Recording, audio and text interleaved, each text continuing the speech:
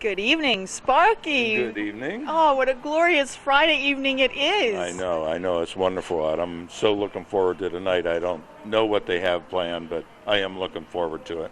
Well, it's once again, it's my privilege to join you here to Thank talk you. at the mic in front of the camera this evening. Okay, Manager Emeritus. I had to look it up in the dictionary. And once I did that, I understood it a lot better. Wait, are we talking Webster here? Yes. Okay. And yes, and now that the Pope is Pope Emeritus, I'm starting to get to grasp this thing a little bit. So, but I am having a good time. I come up here all the home games, okay, and come down on the field, and take pictures with the sponsors or autographs. And we have the little leaguers come in here. I sign their autographs, and then after that, I change clothes and go upstairs and pop in on the suites and say hi to everybody, and it's been a lot of fun. It really has. So every time I see you, there's a line of people waiting to see you. Okay? Well, so those could be creditors. Okay, well, moving on. I'm only kidding. So, after, you made, as far as baseball goes, okay, now you have had many wonderful hats in your career, Oh, so yeah. we'll get to that momentarily. Yes.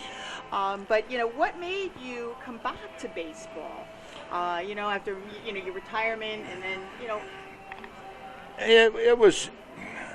I didn't have any plans of managing. I was asked to stay in baseball in '82 after I retired.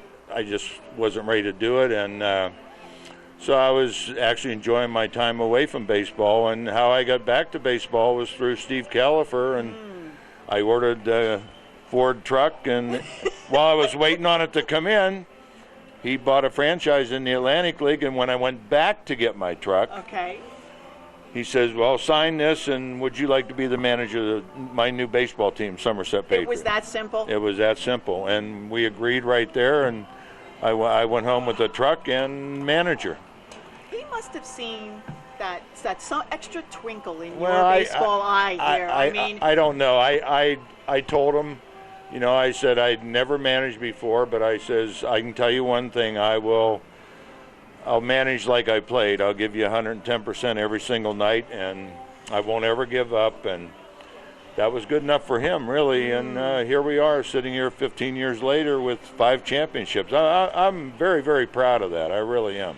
And as you should be, as you should be. So let's talk about some of your careers and your roles, okay? So you're a baseball player, several, at least 2 world championships with the Yankees that I'm aware of. Yeah. Let's talk about trading, Boston Red Sox, okay? That was, the Red Sox brought me up. That was in 1967. I think I was maybe 3 years old. No, I didn't think you'd be around. I was 3. So in 1967, that was my rookie year, and it's the first time in 46 years that the Red Sox had been in a World Series. Carl Yastrzemski wins the Triple Crown that year, which was the most unbelievable thing that I ever saw in my whole life. And we end up getting beat in the 7th game by Bob Gibson, which it was a bad thing, but this guy is phenomenal, and it was just a hell of a ride for my rookie year. And I think I thank the Red Sox for all of that. It was just how I got to the Yankees was I gave up a base hit to Boog Powell in Fenway Park. Now, Fenway Park's only got about 4 feet of foul territory down the left field line.